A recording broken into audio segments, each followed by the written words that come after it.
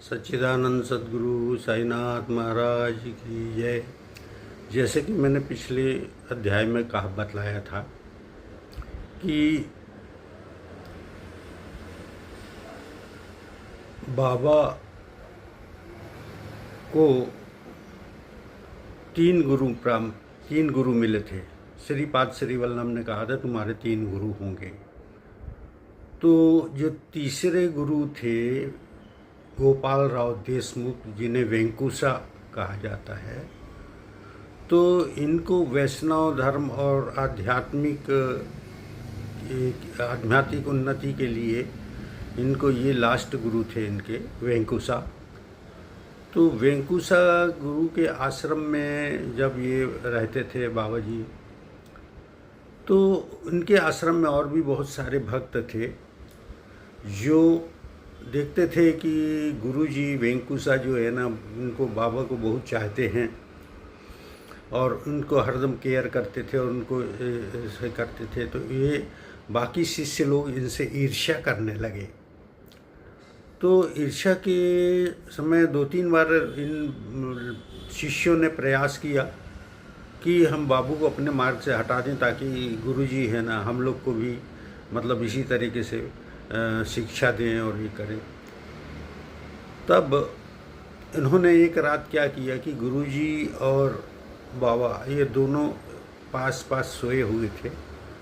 तो ये जो शिष्य लोग थे, जो बाकी जो चिढ़ते थे, वो शिष्य लोग जो है एक अंदर घुस गया और एक ईंट लेकर के गया और बाबू के सिरहाने खड़ा हो करके और उसके ऊपर ईंट गिराना चाहता था। परंतु गुरुजी को सब अंतर्ध्यान से मालूम हो गया था।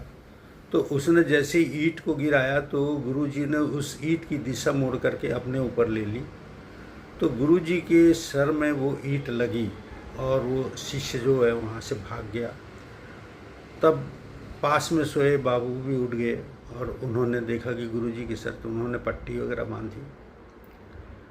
तब गुरुजी ने एक दिन उनसे कहा कि अब तुम्हारा इस आश्रम में रहना ठीक नहीं है, क्योंकि ये सब तुम्हारे दुश्मन हो गए, इसलिए जाओ, मेरा आशीर्वाद है और तुम अब जाकर के अब तपस्या करो। तब बाबू वहाँ से जाने लगे तो उन्होंने गुरुजी से प्रार्थना की, गुरुजी मुझे उपहार में कुछ चाहिए। तो बोले क्या चाहिए? तो बोले मुझे वो ईंट चाहिए। तो गुरुजी ने वो ईंट उठाई और ईंट को उठा करके अपने सिर से लगाया, मस्तिष्क से लगाया और उसमें अपनी सारी शक्तियाँ उस ईंट के अंदर में भर दी। और उन्होंने ये निर्देश दिया कि इस ईंट को तुम बहुत संभाल के रखना और ये ईंट तुम्हारे को बहुत उन्नति देगी। तो बाबा वो ईंट को हमेशा अपने साथ में रखा करते थे और उनको अंतर्युग से ये भी पता चला कि ये ईंट ही मेरा सब कुछ है, जीवन आधार है, मेरी जीवन संगनी है, यही मुझे सब कुछ देती है। तो वो बाबा हमेशा वो ईंट को रख कर के सोया करते थे सिरहाने, और उसी को ईंट को रख कर के चिंतन किया करते थे। लेकिन 43वां अध्याय में दिया है कि जब बाबा का समाधि लेने के लिए समय आया तो वो एक भक्त जो है झाड़ू मार रहा था, तो उसके हाथ से ईंट गिर के 2 टुकड़ा हो गई। जब बाबा को पता लगा तो बाबा ने बोला, अरे ये तो मेरा भाग्य ही फूट गया है। तो वो ईंट गिरना ये इस बात का सूचना देता था कि अब तुम्हारा धरती से जाने का समय आ गया है और तुम्हें जो है अब महासमाधि लेनी है। बाबा को पूरी बात मालूम हो चुकी थी, इन्होंने सोच, लेकिन लोग यही समझ रहे थे कि एक मामूली सी ईंट के लिए बाबा इतना दुख कर रहे हैं, लेकिन वो मामूली ईंट नहीं थी।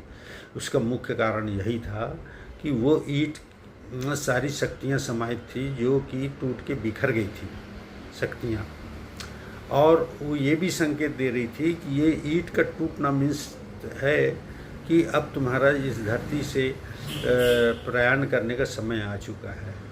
तो ये ईंट गिरने का ये अर्थ है कि बाबा को महासमाधि लेने की सूचना, जैसे प्री इंटीमेशन होता है, वैसे उनको बाबा को ये मालूम हो गया था कि अब मेरा समय आ गया, मुझे जाना पड़ेगा। इसलिए ये बाबा ने इस ईंट का इतना दुख किया और उसके बाद में उन्होंने महाप्राण। तो ईंट जो टूटा था उसका कारण यही था कि बाबा का जो समय आ गया था प्राण महासमाधि लेने का, उनको सूचना मिल सकी थी। इसलिए बाबा ने खुद तय किया था कि मुझे कब समाधि लेनी है, ये उनकी इच्छा पर निर्भर था।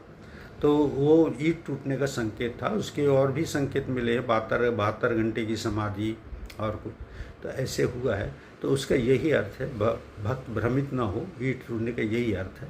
और इसी के साथ ही मैं वीडियो यहीं पर समापन करता हूँ।